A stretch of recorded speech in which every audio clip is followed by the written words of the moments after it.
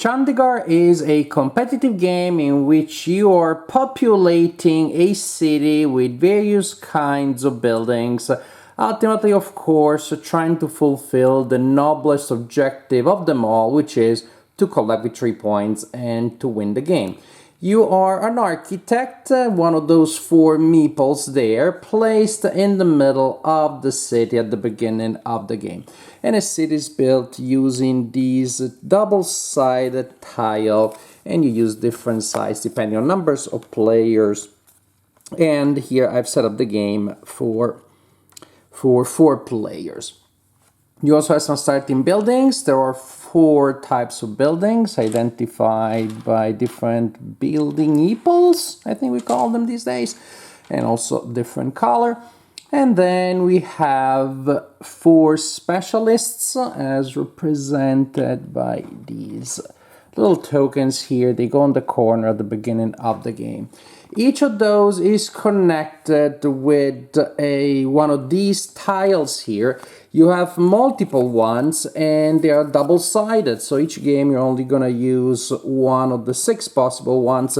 So as you can imagine, there's going to be a lot of variety of gameplay there.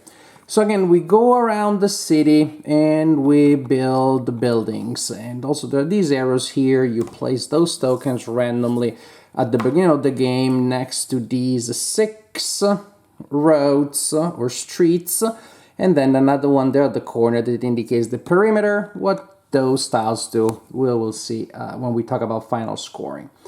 You will also have a line of up to 3 cards in front of you, just like so. This is called your project, and these cards will come from a deck of similar cards.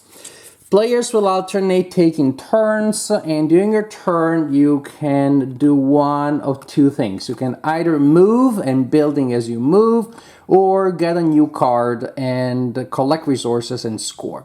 Option 1, move and possibly build.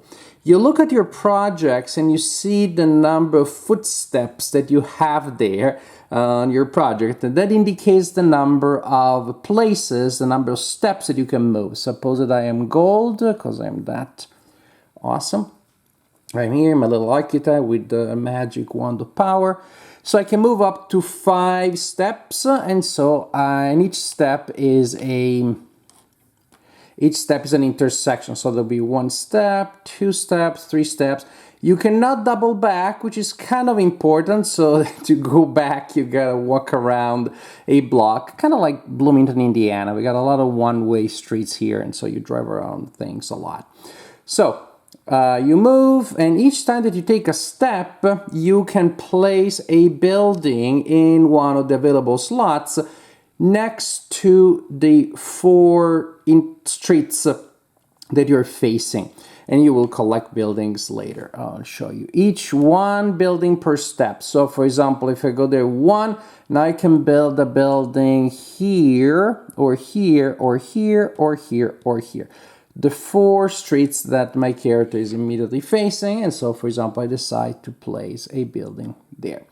That was step number 1. Suppose then I decide to take step number 2, and I can take another building from my supply and place it there. Maybe I go step number 3, like so. And maybe, you know what, I go step number 4 and I place a building there. Now remember those 4 pawns associated with the specialist tiles? If I build a building of the color of a specialist pawn in the same plot where the specialist is, blue with blue like I just did, I get to collect the corresponding token. You can only have 1 per type per game, and I gain the advantage indicated by the specialist for the rest of the game. So for example, now for the rest of the game I will have an extra step when I move, and those actions can have vastly different effects. So that's pretty much, oh, and if you do that, then you get to move this one to any other spot that is empty. Speaking of buildings, if when you build, you place the last building in a certain plot, so you fill out the entire plot like I just did there, you also become the supervisor of that plot, meaning you take one of these 5 pawns, each player has a supply of 5, and you place your token there to indicate that you supervise that, and that will be important for final scoring purposes. So that's the action of moving and building and some of the wrinkles associated with it. The other action is to collect a new card. There is a supply of 4 that you can choose from. Suppose I decide to take this one, it will be later replenished from the deck. And going back to my project, now I'm gonna add it to my project. You will add it either on the left or on the right, not in the middle. And the maximum size of your project is always 3 cards. So I love that. When you add it on one side, imagine that a card falls off from the other side, and that's the card you score. If I had added this card this way, this one falls off, and now we score this card instead. Well, first things first. When you place a card, you collect the building, so the connection that you just formed. So by placing that card there, I collect these 2 buildings, a red and a green, and I place them in my personal supply. And then this one falls off, I like to think of it that way, and I get to score. I will score the amount of points indicated here by the number of stars for each time that the pattern indicated on the card can be found on the board, regardless of who produced that. For example, here I get 1 point for each plot around the perimeter that has a building of this kind.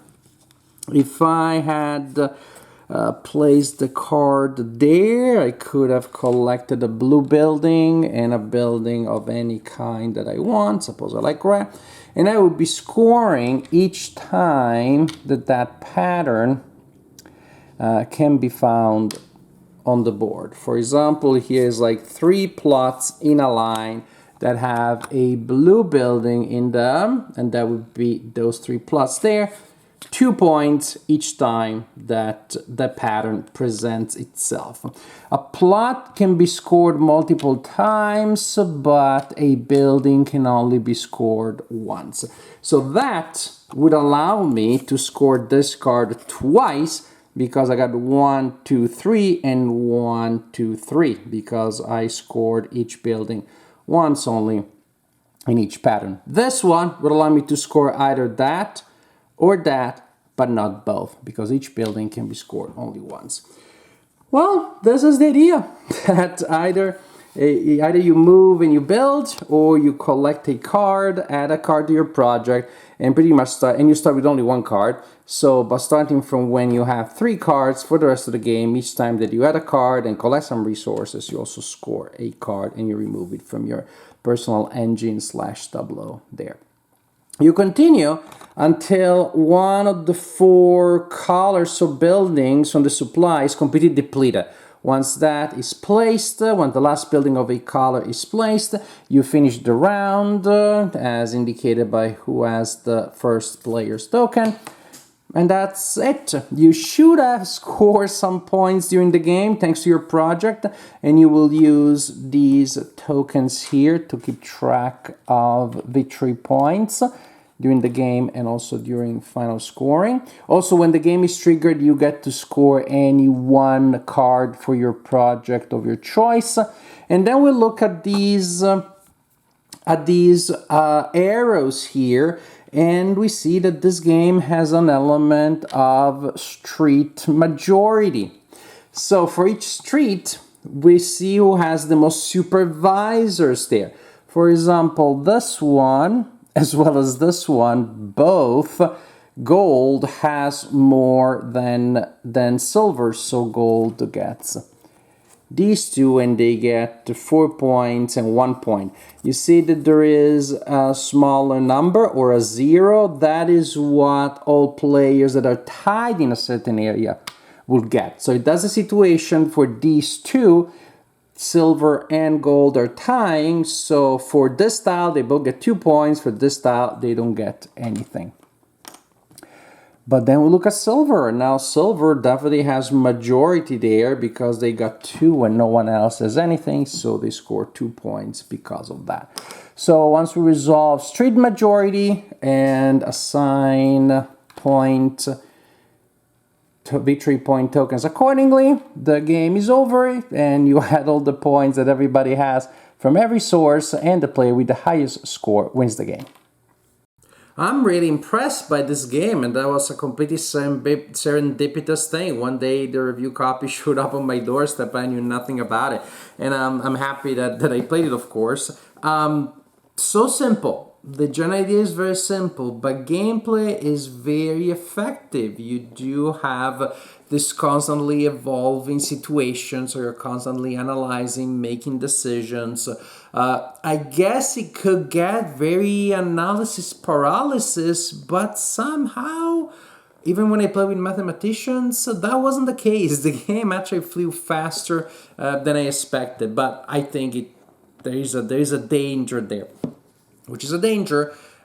So you should know your players, you should know yourself. But I didn't find that to be much of a problem, but I really enjoyed the planning and the execution of the various moves and how the various parts, the 2 main actions that you have, they really go together very well. Because in order to score something, I need those buildings, so I'm gonna take an action that I collect buildings.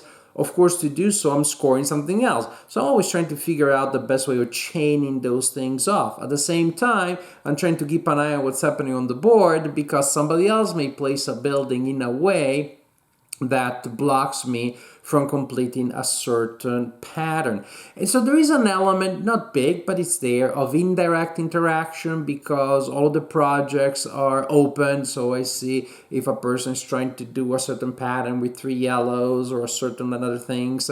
And so there is an incentive in trying to pursue your own objectives while at the same time blocking certain other patterns for emerging. Again, it's there, but it's not massive either because you're just gonna try too hard to backstab people in the back. You're not building your own patterns, so you're probably gonna lose anyways. I would say that backstabbing or blocking other people is a little added bonus there rather than a driving force in the design. What is interesting though is that there is a nice element of tension when you see that somebody is trying to build a pattern that will score a huge amount of points. There's a really nice balance there between working to build patterns on the board and deciding when it is the time to cash them in. Because I've seen it happen, because I made it happen, that I saw a friend was building a gargantuan net of patterns, and so I just rushed the end of the game by constantly collecting buildings. I didn't win, but I ended up second, and if I didn't do that, my friend would have probably won and I would have been third. So, hey, silver medal better than bronze medal. The point is that I like that there is a certain control over the end of the game, so the players will have to find a balance. Again, take your time to build the patterns, but not too long, and then score them so you can still get good points. I tend to err on the other side, which is I like to constantly build and cash in, which again may not be an excellent strategy, but it's not terrible either. And so I know that the optimal strategy, when I will ever be able to pull it off, is indeed to find a perfect balance. So it's a really nice, simple idea, but it works very well. The specialist, I didn't mention in my main segment that you also score points for the specialist, but it's not a big difference. The final scoring of the majorities or simply the points that you score during the game with your cards, those are going to be the main sources of points. I almost don't know exactly why they had to put a point or two on those specialists. But what they do with their effects, they do change the game dramatically. Although within a certain game, almost everybody will get most of them, because easy to get and very nice. the effects that they have are very different. So from game to game, and I've seen this happen, you have a completely different feel and flow. A game where people get extra movement. A game where people can remove cards from their projects, turning them into resources. Another game in which you can trade different kinds of buildings, so you get to build a lot more.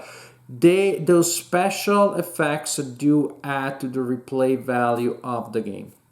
So again, that is very simple, very light, definitely a light Euro. You could play it with younger people. We did have a young player playing it in one game, and the other game I played with the mathematicians. So that tells you that this is a game that can appeal to a vastly different range of players.